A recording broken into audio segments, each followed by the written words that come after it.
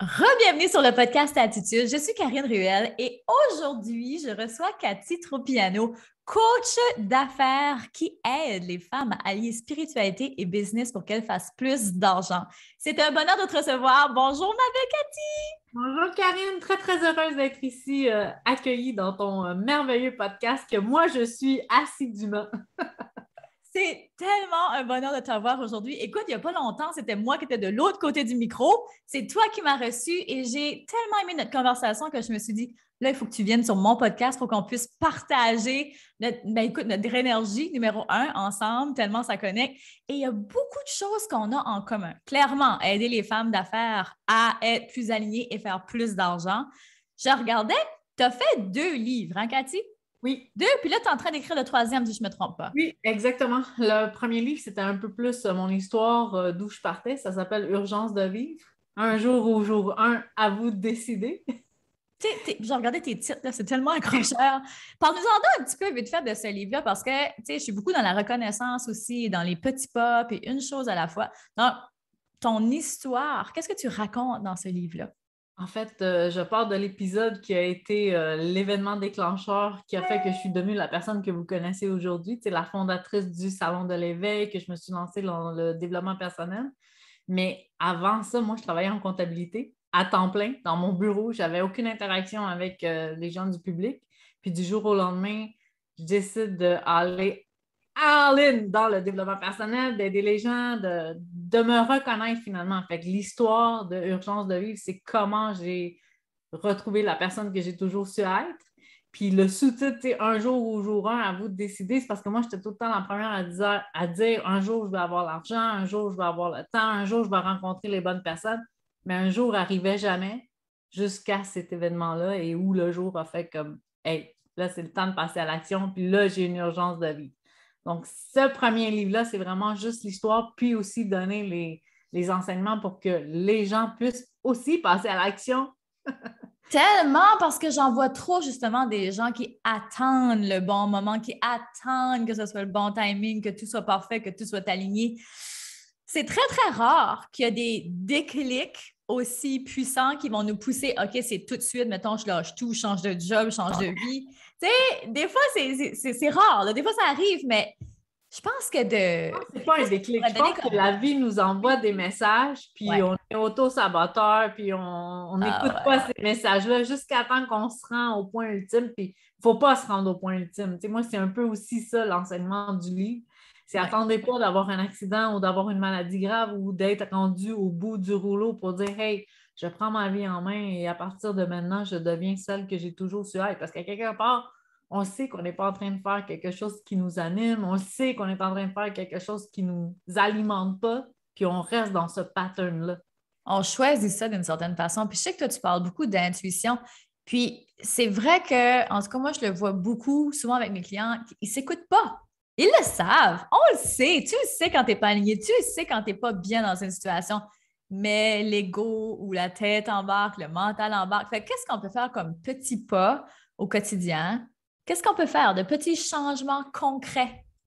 As-tu une petite piste peut-être qu'on pourrait En commencer fait, avec? je vais déjà démystifier 3 mythes par rapport à l'intuition. Vu qu'on s'en va là, on va y aller. Ouais, tellement. Oui, Le, allons-y. le premier mythe qu'on a, c'est qu'on pense que avoir de l'intuition, c'est une force supernaturelle. Puis en fait, c'est pas une force supernaturelle, c'est une qualité qu'on a innée. Et le fait que c'est lié avec une force supérieure, ça, c'est la réalité. Mais le mythe que c'est une force supernaturelle, c'est pas ça. C'est une force qu'on a innée en nous qui est connectée avec plus grand que soi. Ensuite, l'autre mythe qu'on a, c'est que c'est juste certaines personnes qui ont ces dons-là. Puis en fait, j'ai envie de dire que tout le monde a accès à ça.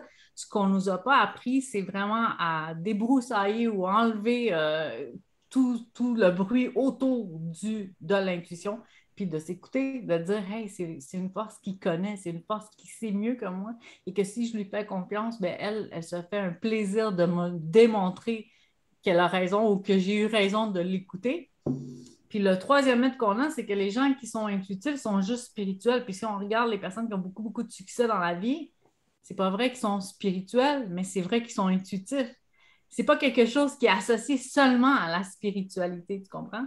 Je trouve ça vraiment intéressant que tu amènes ça. C'est quoi que tu dirais que la différence entre les gens qui sont spirituels et qui sont intuitifs? Bien, en fait, je pense que les gens qui sont spirituels sont capables de parler ouvertement de cette connexion qu'ils ont avec plus grand que soi. Je pense juste que la personne qui a beaucoup de succès, qui te dit qu'il a écouté son intuition, mais qui a un ego qui ne veut pas dire qu'il est spirituel, il va te dire j'ai eu un flash. Mais qu'est-ce que c'est un flash? Quand tu décortiques le mot, un flash, c'est un faisceau de lumière. Puis un faisceau de lumière, c'est quoi? C'est une intuition. Ouais, c'est ça. Ah, mais c'est tellement ça.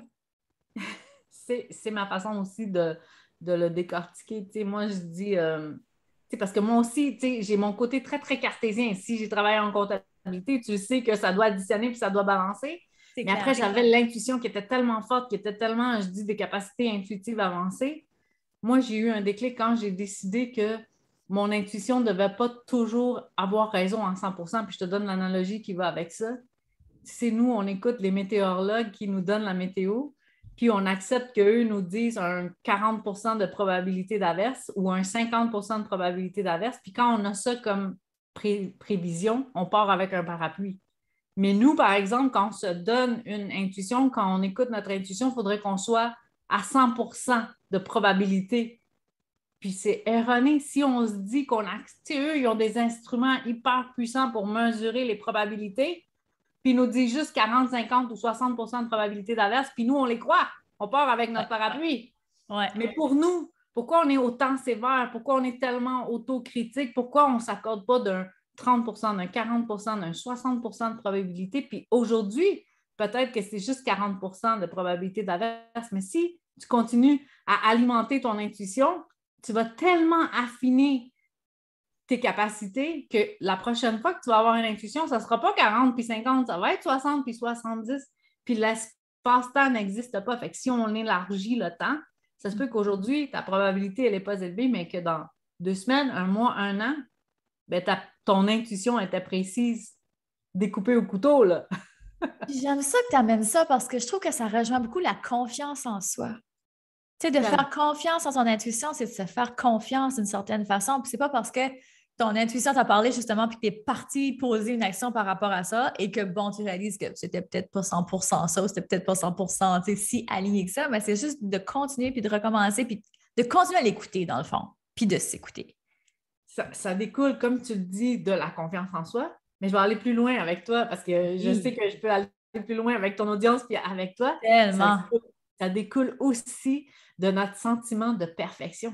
Tu sais, si on n'est pas obsédé par la perfection, là, tu sais, qu'on n'a pas l'idée d'être parfait, là, si on se dit, hey, est-ce que je m'autorise à être qui je suis? Bien là, tu comprends que l'intuition réussit à prendre sa place. Ah oui, exactement. Ce cher perfectionnisme-là. Et oui, dans la communauté, il y a énormément de perfectionnistes. Il y en a plein qui vont se reconnaître ici. Parce que quand tu es en affaires, On a struggle avec ça. Là.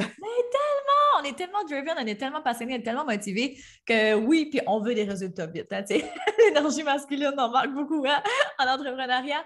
Fait que c'est juste de continuer à peaufiner ça, mais je trouve ça vraiment merveilleux que tu t'amènes cet espoir-là d'une certaine façon parce que c'est un mythe, mais comment de gens y croient que c'est seulement certaines personnes qui ont ces dons-là, puis que c'est pas donné à tous, mais c'est donné à tous. Dans le fond, Oui, c'est de continuer puis de faire des petits pas encore une fois pour développer ça. Est-ce que tu utilises des instruments comme, je pense que tu offres hein, des sessions de tarot. Est-ce que tu utilises les pendules avec ton intuition ou juste tu utilises d'autres techniques? Bien, en fait, je parle beaucoup d'intuition avec mon membership. J'accompagne des femmes qui veulent juste aiguiser leurs intuitions, leurs perceptions. Puis avec le membership, on touche à tout. On touche au pendule, on touche à l'écriture inspirée, aux vies antérieures, on parle la vie après la mort, on parle de plein de sujets chaque mois. Mais moi, oui, je fais des lectures de tarot, oui, je fais des lectures d'âme, je me connecte avec la personne qui veut aller plus loin. Puis sinon, ben, après, ben, j'accompagne les femmes entrepreneurs qui, elles, veulent allier la spiritualité dans leur business afin qu'elles puissent être prospères. Fait que j'ai vraiment comme... Je voulais aller chercher monsieur, madame, tout le monde qui veut développer son intuition puis réussir à amplifier ses capacités, parce qu'on les a tous. Oui. Je veux juste comme que vous réussissiez à juste les dépoussiérer puis à accéder à ça. Puis après, ben, pour les femmes entrepreneurs, ben, on sait qu'il y a quelque chose qui opère en arrière-plan. Puis tu l'as nommé tantôt, l'énergie masculine puis l'énergie féminine, elle opère différemment. Ça ne veut pas dire que les hommes ne font pas de la business comme il faut. Ils font ça, j'adore ça, ce qu'ils font aussi. Mais nous, on a quelque chose de plus qu'on peut ajouter et pourquoi pas s'en servir. Ah, tellement! Il y a tellement de choses que j'ai découvertes juste dans les 2 dernières années, admettons, tu sais, même par rapport au cycle féminin. Comment Oui, notre cycle peut nous aider, puis chaque phase de notre cycle est productif, puis comment on peut l'aider justement pour être encore plus productif. On est magique, puis on n'en parle pas assez, puis je me fais un devoir de sur ce podcast-ci d'en parler plus. Fait que là, je trouve ça vraiment cool qu'on est all-in dans l'intuition et tout ça. Parce qu'on peut tellement s'en servir pour plein de choses. Fait que toi, quel conseil tu donnerais aux femmes par rapport à leur business pour développer leur intuition? Leur conseillerais-tu d'avoir un petit rituel chaque jour pour développer leur intuition? Qu'est-ce qu'ils peuvent faire de concret? mettons, là, qu'est-ce qu'ils peuvent faire de concret? Déjà, s'ils sont en business, ils ont déjà accès à leur intuition. Qu'est-ce que je les aide vraiment à faire? C'est à dissiper le doute. Parce que je ne veux pas dire éliminer le doute, là. Je veux juste les aider à dissiper le doute. Puis dans mes enseignements pour mes femmes entrepreneurs, j'amène le côté cartésien. Tu sais, je leur montre comment être productive. Je leur montre comment c'est important d'être aligné, d'être cohérent. Je donne des piliers qui sont très, très ancrés. Oui. Mais après, je les fais flirter avec le monde de l'invisible. Tu sais, je leur montre que la réalité qu'on perçoit, c'est une réalité que nous, on analyse par rapport à nos expériences. Ce n'est pas la réalité qui est vraie. Dans le fond, quelque chose que tu vois, toi, tu l'analyses par rapport à tes expériences de vie à toi, mais quelqu'un qui a la même expérience de vie peut l'interpréter différemment. Puis je te donne un exemple parce que je te donne tout le temps des images, des exemples imagés pour que les gens puissent comprendre. Si tu mets un enfant dans un endroit où il y a des excréments, ça se peut que l'enfant dise mais pourquoi tu m'as mis ici, ça sent pas bon? Ouais. Puis tu prends le même enfant, un autre enfant, puis tu le mets dans le même environnement, puis lui, il va voir les excréments, mais la première chose qu'il va dire, c'est où il est le poney, où il est le cheval, tu comprends? Où il est le... Ouais. La Fait que, source. voilà, fait que c'est deux expériences identiques, mais qui sont perçues différemment par rapport à l'expérience. Pourtant, c'est la même réalité, tu comprends? C'est comment nous, on l'interprète. Ah, c'était intéressant. Euh, c'est ça, on pourrait être allé tellement loin par rapport à ça parce que je pense que l'entrepreneuriat, une des choses, une des clés qui fait que certains réussissent, que d'autres ne réussissent pas, c'est le mindset. Le Oui. mindset, c'est la base, c'est l'état d'esprit, c'est justement d'être capable d'avoir un regard, de voir les choses différemment, d'être visionnaire aussi. Je pense que c'est là que l'intuition va être vraiment drôlement intéressante aussi. Mais une autre clé que je sais que toi, tu es une experte dans ce sujet-là, c'est les blocages face à l'argent. Et ça, il y en a beaucoup qui se bloquent de ça.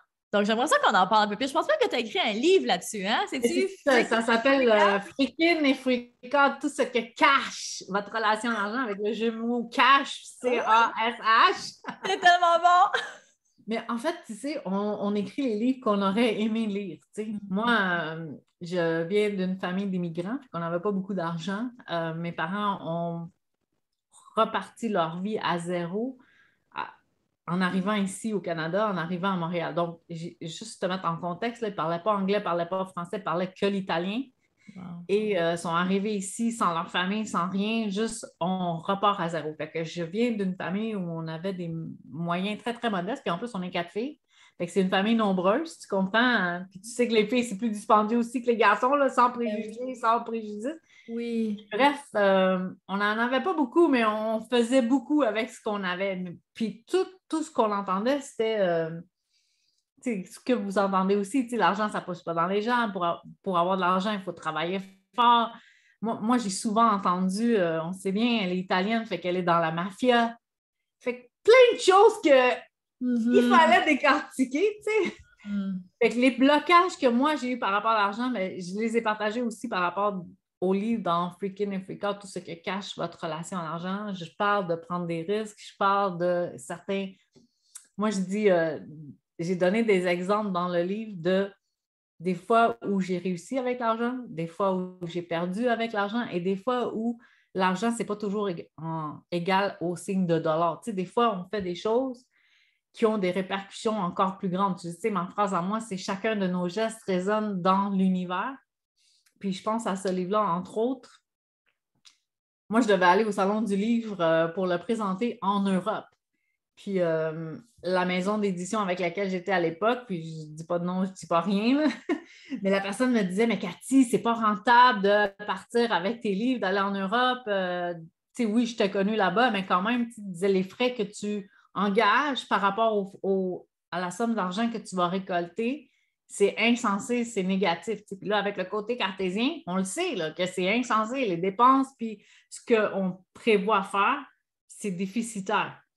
Mais après, il y a tout ce qui est non mesurable, tout ce qui n'égale pas le signe de pièce, qui ne se calcule pas. Moi, je me disais, ma notoriété, ma crédibilité, ma réputation, mon nom, puis arriver avec mon livre qui me présentait aussi comme l'experte, parce que, veux pas, vu que j'ai écrit là-dedans, vu que j'ai présenté mes enseignements là-dessus, je connais le sujet sur lequel je partage. Et bref, ça ne se mesure pas en signe de dollar. Puis des fois, il faut juste voir au-delà de ce que tu vois. Tu sais, la fameuse phrase du Roi Lion, là, regarde au-delà de ce que tu vois. J'avais déjà entendu ça. Tu n'avais pas déjà entendu ça? Oui, oui, c'est ça. Je savais que j'avais déjà entendu ça. Oui, oui, le Roi Lion, mon Dieu, j'ai tellement aimé ce film-là. Mais c'est ça, exactement. Fait que là, on parle de prospérité, d'abondance. Voilà. Pas juste d'argent. Puis oui, l'argent, c'est beau, puis il faut en faire, puis on a besoin pour vivre d'une certaine façon, mais ça va au-delà de ça. Donc, je pense que c'est vraiment important d'aller comme défaire ces blocages-là. Parce que souvent, on bloque ça. Je crois beaucoup que l'argent, c'est de l'énergie. Tellement, c'est une énergie. C'est ce que tu en fais. Tu sais, en plus, si ton énergie, c'est j'ai peur d'en manquer, mais tu transposes ça avec ton argent, tu sais, dans tout ce que tu fais, dans tout ce que tu entreprends, même que tu sois en business ou pas, dans ta vie de tous les jours, ce que tu fais avec ton argent le ressent, tu sais. Puis même d'avoir de la gratitude face à Et voilà. l'argent. C'est, par exemple, un exemple qui peut vous aider à être plus reconnaissant par rapport à votre argent. Quand on reçoit des factures, l'attitude, souvent, c'est « Ah, faut que je paye ma facture. » Tu sais, c'est négatif. Au lieu de dire « Hey, j'ai de l'argent pour payer ma facture d'hydro. OK, oui, ça ne me tente pas vraiment de la payer, mais je suis reconnaissant, j'ai de l'argent pour la payer. » Juste ça, faire des petits switches mentaux comme ça amène encore une fois une coche de plus, puis une coche de plus, puis ça vient encore une fois travailler notre mental aussi. Ça vient renforcer notre mental. Puis tu sais, ce sont des petits pas. Tu n'arrives pas du jour au Ouais. lendemain à dire, tu sais, l'exemple que tu donnes est vraiment pinpoint, là, c'est vraiment très précis, là. Si on a la réaction de dire oh non, j'ai une facture, puis le lendemain, tu te forces à dire ah, je suis heureuse d'avoir une facture, bien, tu comprends qu'il y a juste un cheminement à faire étape par étape pour que vraiment tu puisses le ressentir dans toutes tes cellules de ton corps pour envoyer vraiment ça aussi dans ton énergie avec l'argent, pour que Ouais. ça te revienne au centuple puis que ça te revienne en abondance, tu sais, que tu dis hey, avec l'argent que je suis capable de payer cette facture-là, bien, il y a quelqu'un d'autre qui va mettre de la nourriture sur sa table ou elle va réussir à payer quelqu'un qui travaille pour cette personne-là. Bref, quand on regarde plus loin, on voit autre chose. C'est ça, c'est ça. Puis je trouve ça beau. Aujourd'hui, tu m'ouvres vraiment les yeux à faire ça. Je le fais déjà, je pense, à un certain niveau, mais je trouve ça beau, puis je trouve ça léger. Voilà. De dire, tu sais, de commencer à regarder ça sous cet œil-là. Fait qu'imagine si on essaie d'avoir ce regard-là un petit peu plus partout. Je trouve ça tellement beau. Puis j'ai envie qu'on revienne sur la phrase parce que ça m'a tellement accroché la première fois que je t'ai entendu la dire. La chère phrase, chacun de nos gestes résonne dans l'univers. Ça, c'est Ça, là, ça te vient d'où, cette phrase-là? Parce que j'imagine que ça n'a pas juste sorti comme ça un matin quand tu mangeais ton déjeuner. je pense que tu sais, cette journée-là que c'est arrivé, là, Mhm. j'ai ouvert la caméra pour faire une vidéo. Et puis moi, je ne suis pas une personne qui fait des vidéos souvent. Je ne veux pas dire que j'aime pas ça. J'aime ça connecter avec les gens, mais ce n'est pas quelque chose que je fais naturellement. J'y travaille encore, OK? Donc, cette journée-là, j'ouvre la caméra et je partage quelque chose qui m'est arrivé à moi, en lien avec Urgence de vie. Donc, je raconte une parcelle de mon histoire dans une vidéo qui ne dure même pas 5-7 minutes. Puis, je dis, je suis productrice en événementiel maintenant. C'est qu'est-ce que je faisais? Tu sais, j'étais rendue à présenter les salons de l'éveil un peu partout. Et là, il y a quelqu'un qui est en Europe qui a écouté cette vidéo-là, qui était sur son lit d'hôpital. Puis, elle allait pour une opération, puis après avoir discuté avec elle, elle m'a dit qu'elle était vraiment dans un point crucial dans sa vie, qu'elle ne savait plus si elle voulait continuer ou si elle voulait arrêter. Puis la phrase qui l'a allumée, qui, elle, l'a éveillée, c'était productrice en événementiel. Elle n'avait jamais entendu ça.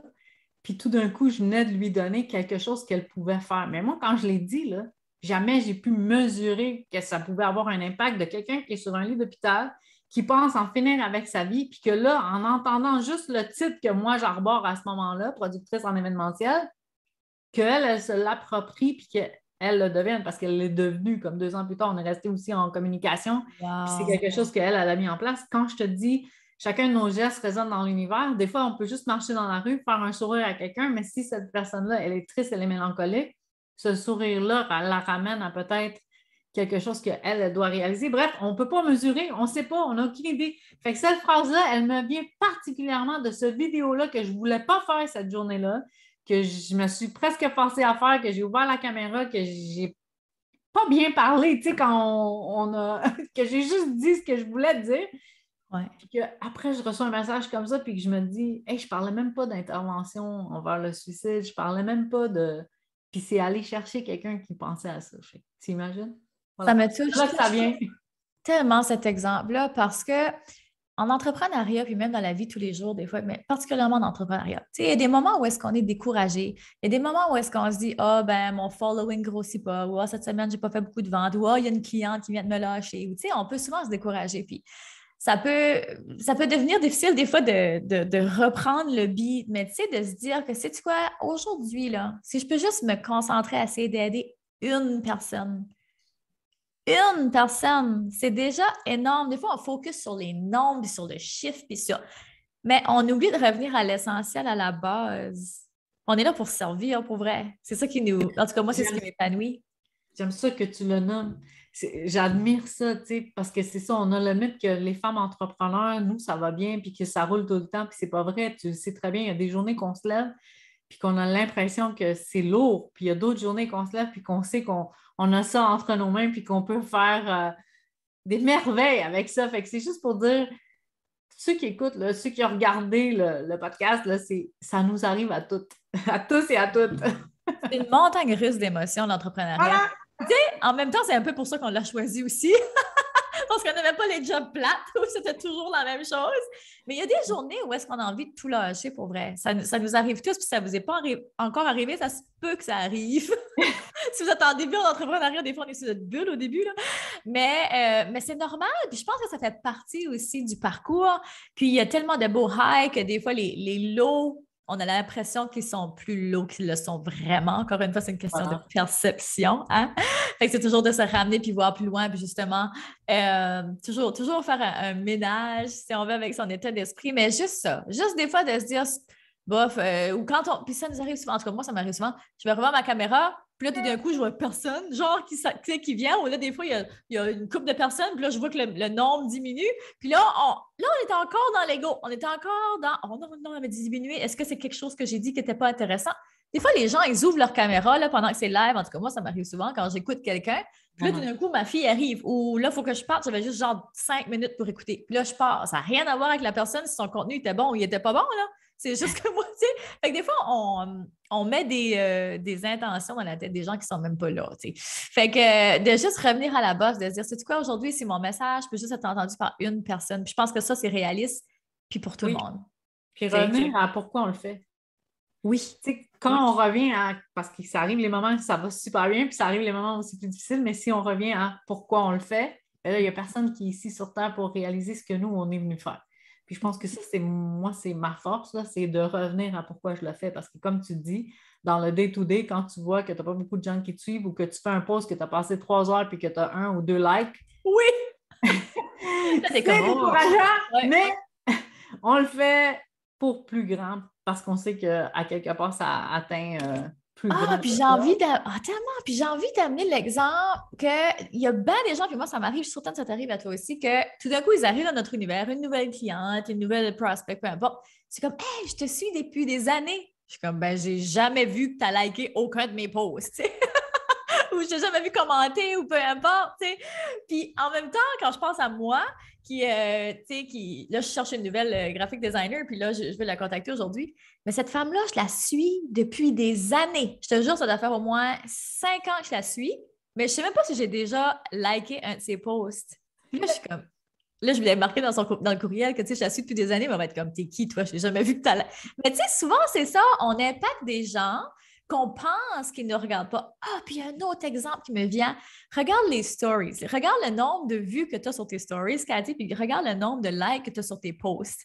Je suis certaine que c'est comme énorme la différence. C'est révélateur. C'est révélateur. Tu dis, tous ces gens-là me regardent, mais personne ne commente. Exactement! Peu commente. Pas personne, mais peu commente. Oui, c'est ça! Mais tu l'as super bien dit. Même nous, on ne le fait pas. Exact. Des fois, on trouve quelqu'un de hyper intéressant, mais de prendre le moment de dire, je vais lui écrire un message pour lui dire que j'aime ce qu'elle fait. Est-ce qu'on arrête notre journée pour faire ça? Pas tout le temps. C'est ça. Mais c'est pas parce qu'on l'a pas vu et qu'on n'apprécie pas cette personne-là. Fait que, tu sais, des fois, c'est de se ramener à ça aussi. Il y a toujours quelqu'un qui regarde, même si, bon, vous n'avez pas beaucoup de commentaires ou pas beaucoup de likes ou peu importe, mais toujours de se ramener à ça puis à l'essentiel. Puis j'ai vraiment envie qu'on termine l'entrevue avec cette phrase-là, encore une fois, que chacun de nos gestes résonne dans l'univers. Puis surtout, c'est peut-être pas sur le moment. Tu sais, la personne qui ne t'écoute pas en live, c'est peut-être pas sur le moment, mais si elle te réécoute le week-end quand ce moment-là qu'elle s'est choisi pour elle, puis que ça fait une différence, bien, est-ce qu'on peut s'entendre que ça peut faire toute une différence dans sa vie à elle? Tellement. Dans la nôtre aussi. Quand on sait qu'on aide, hein? Je ne sais pas, mais moi, c'est une des plus belles choses. Là. Ben nous, on dit servir, c'est réussir. Je pense que c'est quelque chose que tu dis aussi. Servir, c'est réussir. Oui. Toi, tu es comme la queen des quotes. Tu as comme tout le temps les best quotes, Cathy. J'y avais pas porté attention, mais maintenant que tu le dis, c'est vrai là, que ça en fait plusieurs que je dis. Ben tellement! T'es comme une petite machine à la quote, là! Des fois qu'on se penche, comme « Ah, ça m'accroche! Ah, ça m'accroche! » Je vais me faire un mur avec tes citations, Cathy. Bon, ton prochain livre, si tu te cherchais une idée, c'est un livre de citations. Voilà. J'adore ça. Non, mais vraiment, merci beaucoup. Puis, où est-ce qu'on peut te rejoindre, Cathy? Bien, on me suit sur ma page Facebook. En fait, on peut trouver cathytropiano.com, mon site Internet. Facebook, si les gens sont intéressés à développer leur capacité intuitive, c'est les éclaireurs élites, c'est le membership. Puis si les femmes veulent devenir, allier la spiritualité dans leur business, c'est les Intuidiva. Tellement. Puis, hey, on n'a pas parlé de ton magazine L'Éveil. Où est-ce qu'on peut se le procurer sur ton site web? En fait, les gens, oui, sur mon site web, parce que là, il est en virtuel. Les gens qui venaient au salon pouvaient avoir la copie papier, mais là, les événements sont suspendus. Donc, en attendant de reprendre les événements, ça s'en vient très, très bientôt. Le magazine est disponible en virtuel, mais les gens peuvent aussi le commander leur version papier, sauf qu'il y a des frais de livraison. Le magazine est gratuit, mais il y a des frais de livraison. Ça, c'est inévitable. Exact, pas le choix. OK, fait comme ça, on te retrouve sur Cathy, tu es sur les réseaux sociaux. Vraiment, tu es un bonheur à suivre. Merci tellement pour ce beau moment-là. J'ai apprécié. Ça a passé encore une fois bien trop vite, comme la dernière fois quand on s'est parlé. Merci infiniment de m'avoir reçu ici. Là. Je suis très, très honorée, très, très ravie. Merci à toi, Karine, pour tout le bien que tu fais à toutes les personnes qui te suivent. Merci tellement. Puis merci à tout le monde qui était là. C'était encore une fois un bonheur de passer du temps avec vous. Et sur ce, on se revoit la semaine prochaine. Donc, à bientôt, Femmes d'Altitude. Bye! Vous venez d'écouter le podcast Altitude. Pour ne rien manquer des prochains épisodes, abonnez-vous au podcast et cliquez sur le 5 étoiles. Vous pouvez aussi consulter nos outils gratuits créés pour vous au www.podcastaltitude.com. Merci d'avoir été là et à très bientôt dans le prochain épisode Femmes d'Altitude.